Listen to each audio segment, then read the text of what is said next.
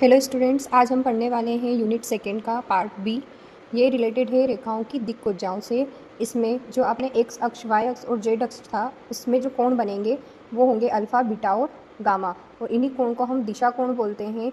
और alpha, beta, gamma अगर दिशा कोण है तो कोस अल्फ़ा, कोस बीटा और कोस गामा इसकी दिक्कुजाएँ कहलाएंगी। इसी प्रकार से कोस अल्फ़ा को हम एल, कोस बीटा को एम और कोस गामा को एन भी लिख सकते हैं। प्रमेय पहली है, प्रत्येक रेखा की दिक्कुजाओं के वर्गों का योग एक होता है। जो भी दिक्कुजाएं हैं इनका वर्ग करके जब इन्हें जोड़ा जाएगा तो इसका आंसर एक आएगा। Cos square alpha plus cos square beta cos square gamma एक के बराबर होगा। यही L square plus M square plus N square भी एक के बराबर होगा।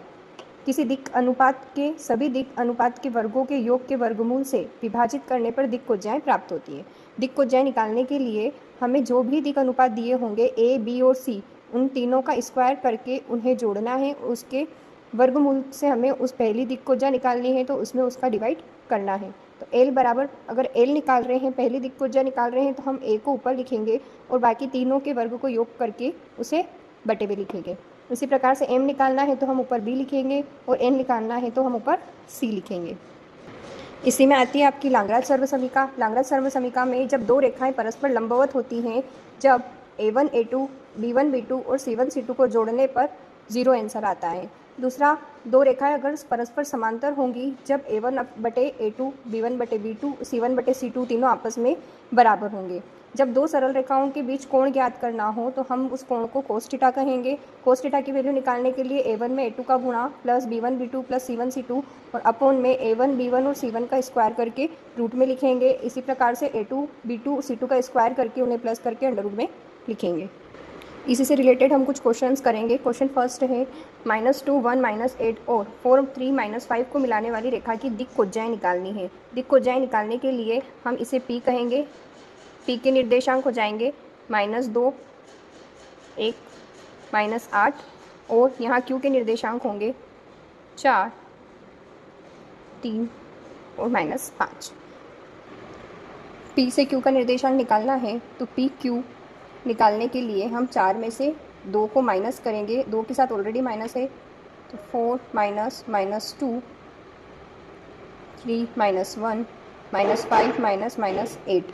PQ के निर्देशांक बनेंगे 4 -2 6 3 -1 2 -5 -+8, यहाँ हो जाएगा 3। PQ के निर्देशांक हो जाएंगे 6 2 और 3। अब दिक्कुजाएं निकालनी है तो दिक्कुजाएं निकालने के लिए हम 6 2 और 3 का स्क्वायर करके 6 का स्क्वायर प्लस 2 का स्क्वायर प्लस 3 का स्क्वायर, इसका अंडर रूट से बाहर निकालेंगे। 6 का स्क्वायर 36 प्लस 4 प्लस 9, ये हो जाएगा 49 जो कि 7 का स्क्वायर है।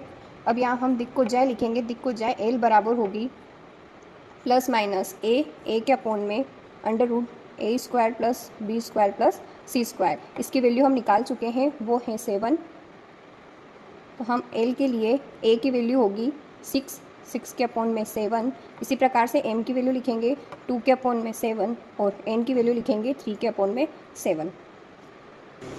नेक्स्ट क्वेश्चन है, दो रेखाओं के दिक् अनुपात क्रमशः 2 3 6 व 1 2 2 हैं। इनके बीच का न्यून कोण ज्ञात कीजिए। न्यून कोण निकालने के लिए फॉर्मूला होगा cos theta is equals to a1 a2 plus b1 b2 plus c1 c2 upon under root में a1 का स्क्वायर प्लस b1 का स्क्वायर प्लस c1 का स्क्वायर और यहाँ होगा a2 का स्क्वायर प्लस b2 का स्क्वायर प्लस c2 का स्क्वायर। इसमें हमें बस वैल्यू पुट करनी है। a1 है यहाँ पर 2, b1 है 3 और c1 है 6।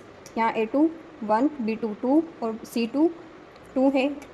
इस फॉर्मूले में हम वैल्यू पुट करेंगे। a1 2 a2 1 plus 3 × 2 plus 6 × 2 upon under root में हम डायरेक्ट भी लिख सकते हैं इनका स्क्वायर करके। 2 का स्क्वायर 4 प्लस 9 प्लस 36 अपॉन में इधर अंडर रूट में आ जाएगा 1 प्लस 4 प्लस 4। यहाँ कोस थीटा की वैल्यू हो जाएगी 2 plus 6 plus 12 upon under root, ये होगा 49 प्लस इधर मल्टीप्लाई में 9 हो जाएगा यहाँ कोस थीटा की वैल्यू निकालेंगे तो 2, 6, 8 और 12, 20 upon 7 multiply 3। Cos theta is equals to 20 upon 21। यहाँ न्यून कोण थीटा की वैल्यू निकालनी है तो theta is equals to cos inverse cos theta equal से इधर जाने के बाद कोस इन्वर्स हो जाएगा और 20 अपॉन 21।